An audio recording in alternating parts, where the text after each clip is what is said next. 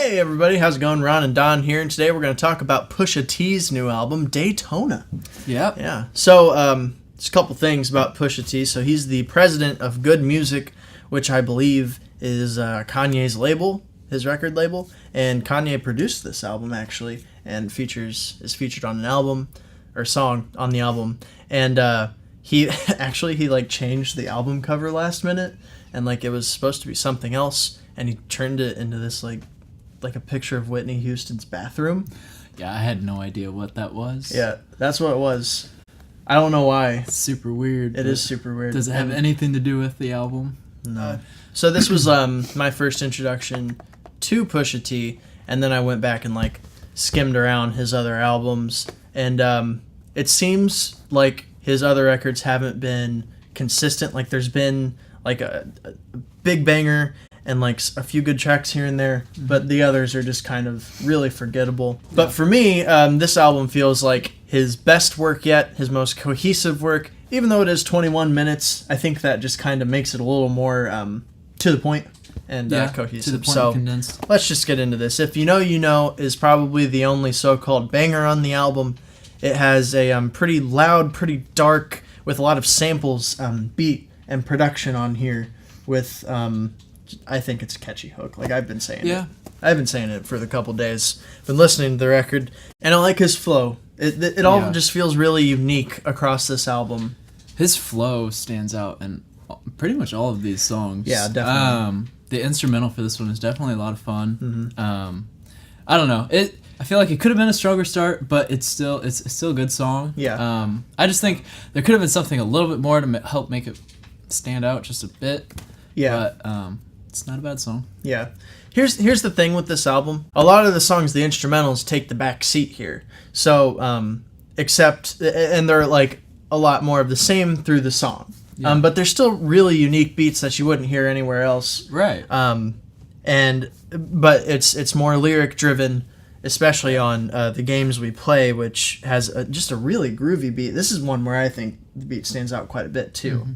It's got that really groovy guitar going. Yeah. And Pusha T is an artist who doesn't stick to those standard trap beats. He uses more diverse instrumentals, which I appreciate. Yeah. Well, and so does Kanye. And he Kanye produced this album, so he's gonna have that Kanye flair on it. I mean, even in Pusha T's other albums, there's not a lot of trap beats, but this one definitely you can tell Kanye's on it. Yeah.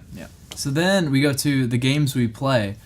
I love this instrumental a lot. The feel to this song was great. And it has a super unique feel to it too. Yes, definitely. I really like the production on this track and his flow, and there's just so much to unpack in these lyrics. Mm-hmm. Pretty sure it's a lot about, him being a drug dealer and stuff, because he used to sell cocaine and whatnot. But he was really good at it, so he likes to talk about it, I guess. Okay. But I think that's what this is about. And you feel, to me, I feel a lot of energy on this track. Yeah, definitely. Spewing out, so. Mm-hmm. Yeah, and then right after that we go to Hard Piano, which is one of my favorites on here. Yeah. And it's a darker turn from The Games We Play. But the feel to it is really good. It captivates you. Mm-hmm. The instrumental's awesome. And the hook in there is really, really good. Yeah, I think it's a sample, but I'm not sure.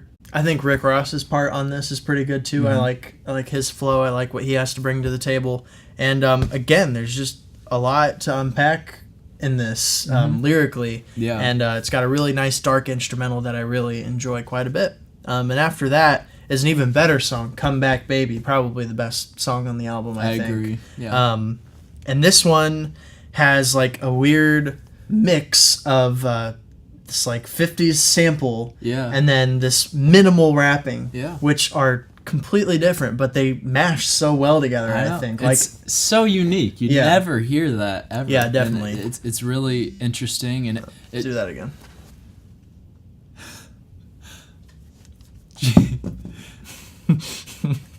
That was him. Oh. All right, go again. Yeah, it's so unique, and you never get that from other rappers and stuff. Mm-hmm. And it adds a really nice element to this song. Yeah, definitely. And then Santeria is next. I like this song quite a bit. I love the way he says Santeria. Yeah, this is a good one. I think the beat on this one is also very strong, and I like how it gets really quiet and has that the little singing bit in there. And then, like, in the end of the song, you have these really lo-fi drumming going on, which adds more to the song too. This is just another super unique song that I think adds quite a bit to the album. Yeah, I agree. It was a good listen. Not one of my favorites, but I did enjoy listening to this one. Yeah, I think this and Comeback Baby are like, for me, are like the two to really listen to. I think they stand out the most. But then we have like probably one of the most awaited tracks that a lot of people have been having, What Would Meek Do? Which I guess is a reference to Meek Mill. And so you got Kanye West on this song, producing, and he's featured on here.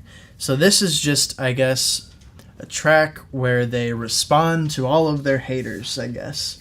And that makes a lot to unpack lyrically, especially with Kanye's part, since there's so much controversy around him now. Yeah. And he talks about that controversy. So, I mean, I'd just look into it. There's just so much to unpack with that. And I think the beat for this one is the most uninteresting. It's the most one line and a little pretty boring. Much the same thing the whole time. Yeah, and it's because there's so much lyrically. I think I agree with you on this one. It needs a little more flavor. Yeah, this one just needs just something in there. I know. Like maybe a piano. Yeah. Just something in there. But yeah, I like both of their flows. I like their performance on here. It just, to me, feels like there's just something that needs to be spiced in. I know. Just the spice. Exactly. But just needs a little more flavor. Then we get to the last track, Infrared, which is pretty much a diss track to a lot of people, mostly Drake. He calls out like all the ghostwriters that have helped Drake and says like, you write these big hooks, but that's not even you, and stuff like that. And this one's pretty interesting lyrically, and I think the beat is holding it up enough to make it a pretty good track for me. Yeah, this was, to me, it was the weakest one on this album.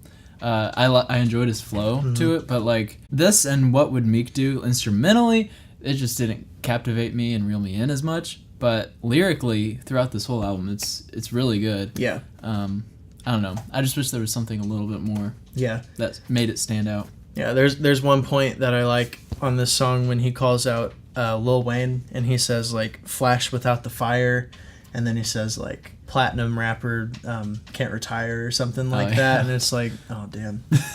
So I like that. There's a lot of cool wordplay and a lot of cool lyrics on this album, and especially that track for me.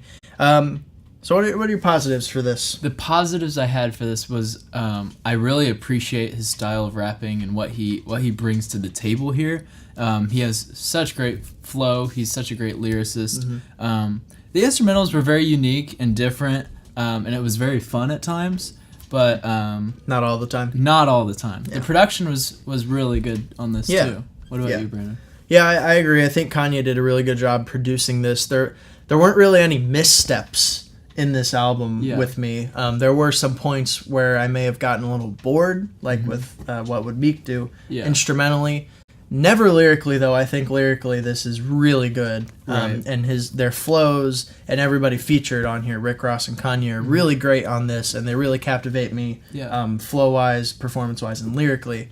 And I just think this is really creative for what it is. Yeah. And I also like how he never repeats any lyrics, and how a lot of this is just him just spitting bars like the whole time. There's no really the hooks on here are samples and like just people singing, I guess, but it's not like, you know, your standard trap beat, rapping, singing. It's like there's a lot to unpack here, and I really enjoy that. And the songs kind of all flowed together in a way too. Yeah, it's really cohesive. It really fits together. Yeah. There's no track on here that just feels like thrown out of left field in a bad way. And they all just feel like they fit together nicely. Yeah. So what are your negatives? I don't know. Personally, to me, I didn't vibe with this album as much as you did. Yeah. Songs like If You Know, You Know. It was a good song. What Would Meek Do? And Infrared. I don't know. I just didn't connect with them as much, and I didn't like enjoy it as much. Yeah.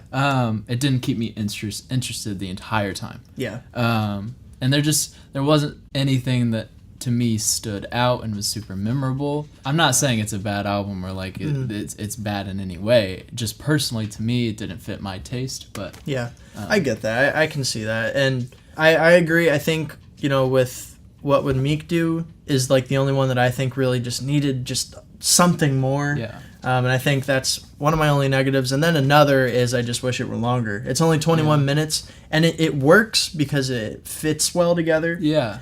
But this album just begs me wanting more, and there's only 7 tracks on here. Yeah. So you don't really get that much, but you get a lot for what's there. Like I anticipate like more songs like The Games We Play, Hard Piano, Come Back Baby. Yeah. Like I enjoyed those a lot. Yeah. And he definitely has a lot of potential, especially on this album. It really shows because there's not really a bad song on here. Yeah. But I've just read a lot of things of his other ones and listened to him a bit, and it just seems a little inconsistent. So it seems like he fixed that problem, but it also just might be because of that short time length. Yeah. And there's just some songs to me I personally wouldn't like always go back to and listen to that like stood out to me. But overall, what would you give this album? Well, I'd probably give this album an A-. I really enjoyed it, and I see myself going back to it quite a bit, especially songs like The Games We Play, Hard Piano, Come Back Baby, and Santeria. I think it's really good for what it is. What about you? I'm going to give this a B-.